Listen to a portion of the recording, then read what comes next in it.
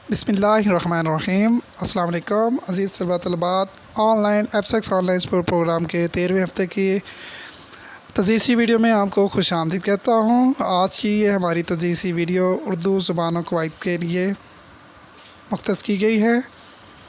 आज की हमारी वीडियो का उन्वान है मज़मून नवीसी। तदरीसी वीडियो के मकासद तदरीस हैं आज के मज़मून नवीसी के असूल व ज़वाबित का इआदा करना, यानी उसके जो हमने राउंड 1 के अंदर भी मज़मून नवीसी कर चुके हैं, तो उन असूल व ज़वाबित का इआदा करेंगे और इसके साथ साथ तख्लीकी सलाहियतों में निखार। उसके बाद आज की इस वीडियो के बाद इंशाअल्लाह तलबात इस काबिल हो चुके होंगे कि असूल व ज़वाबित के को मद्देनज़र रखते हुए मज़मून नवीसी की तारीफ़ और उसके असूल व ज़वाबित को मद्देनज़र रखते हुए इनफरादी तौर पर किसी भी दिए गए उन्वान पर मज़मून तहरीर कर सकेंगे। तो आइए सबसे पहले जान लेते हैं मज़मून होता क्या है।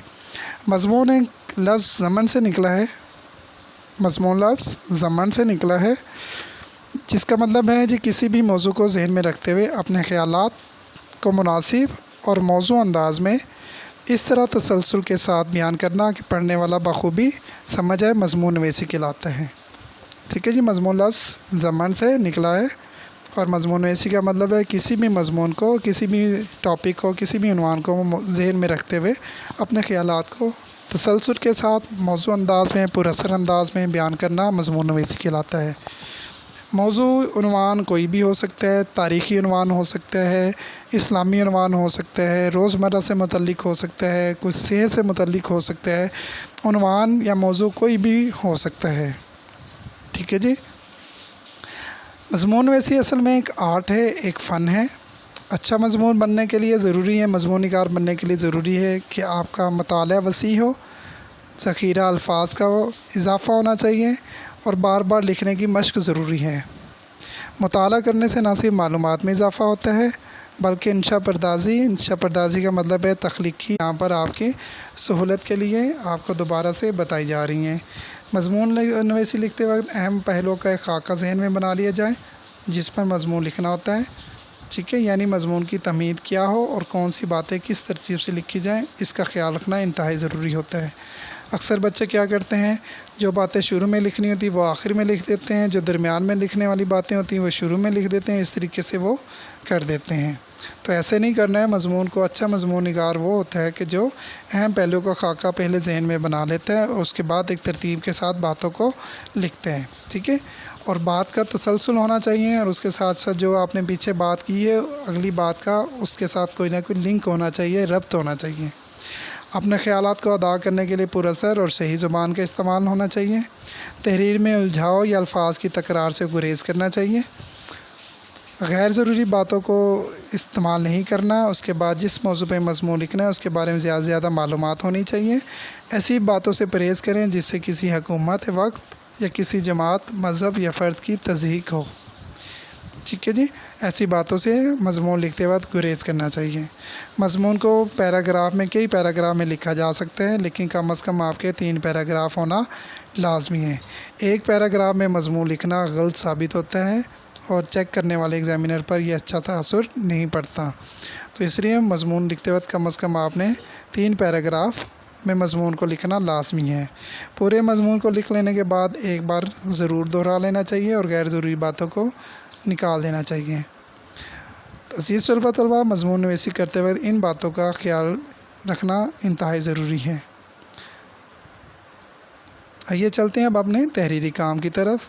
मज़मून नवीसी करते वक्त जिन बातों का ख्याल रखना ज़रूरी है उन बातों को मद्देनज़र रखते हुए आपने उर्दू ज़ुबान व क़वाइद के सफ़ा नंबर 46 के ऊपर मौजूद किसी भी उन्वान पर 2 अल्फाज पर मुश्तमिल मज़मून तहरीर करना है। यहाँ पर आपको अल्फाज की तादाद बता दी गई है, 200 अल्फाज पर मुश्तमिल आपने मज़मून तहरीर करना है। ठीक है जी, जो बातें आपको बताई गई हैं असूल व ज़वाबित उनको मद्देनज़र रखते हुए कि मज़मून को पैराग्राफ में लिखेंगे और पहले हिस्से में तमहीद, पहले पैराग्राफ में तमहीद यानी तारुफ़ लिखेंगे। दूसरे पैराग्राफ में आप खूबियाँ और ख़ामियाँ लिख सकते हैं। तीसरे पैराग्राफ के अंदर, आखिरी पैराग्राफ के अंदर आप मज़मून को मुख्तसरन तौर पर 3 से 4 लाइनों में आप उसका ख़ुलासा बयान कर देंगे। इस तरीके से आपका ये मज़मून पूरा हो जाएगा।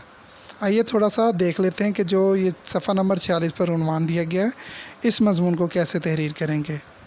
اس کے لیے میں نے یہاں پر چند اہم نکات آپ کی سہولت کے لیے بیان کر دی ہیں کہ سب سے پہلے آپ لکھیں گے پہلے پیراگراف میں، اور دوسرے پیراگراف میں یہ 2 باتیں آپ لکھیں گے، ٹھیک ہے جی۔ یعنی جنگل کا منظر کیا ہوتا ہے، جنگل کیسا ہوتا ہے، جنگل میں کون کون سے جانور پائے جاتے ہیں، ان کے بارے میں مختصراً بیان کریں گے، ٹھیک ہے جی۔ اور یہ باقی تینوں باتیں آپ جو ہے وہ چاروں باتیں آپ یہ بیان کریں گے نفس مضمون کے اندر، یعنی جو نمبر 2 پہ ہم نے بیان کیا ہے، ٹھیک ہے جی۔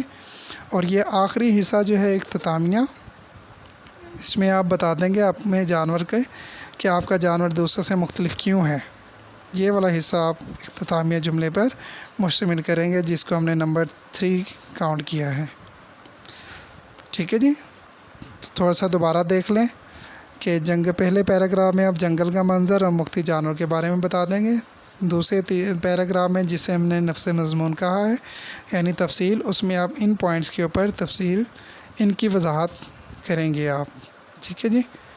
بتائیں گے کہ آپ کا پسندیدہ جانور کون سے، اپنے پسندیدہ جانور کے بارے میں بتائیں گے، اس کی عادات اور خصوصیات، اس کی خوراک کے بارے میں، دوسرے جانور سے کیسے مختلف ہے، یہ ساری باتیں آپ دوسرے پیراگراف کے اندر تحریر کریں گے، ٹھیک ہے جی۔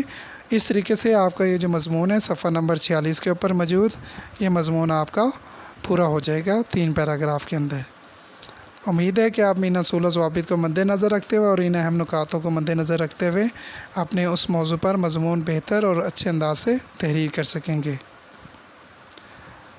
تو امید کرتا ہوں کہ آج کی اس کلاس سے آپ نے مستفید فائدہ اٹھایا ہوگا اور بہتر طور پہ سمجھ چکے ہوں گے مضمون نویسی کیسے کی جاتی ہے، اور صفحہ نمبر 46 کے اوپر موجود عنوان کو تحریر کرنے کے بارے میں بھی آپ سمجھ چکے ہوں گے کہ وہ مضمون ہم کیسے تحریر کریں گے۔ تو اپنا بہت زیادہ خیال رکھیے گا۔ اللہ پاک آپ سب کا حامی و ناصر ہو۔ اللہ حافظ۔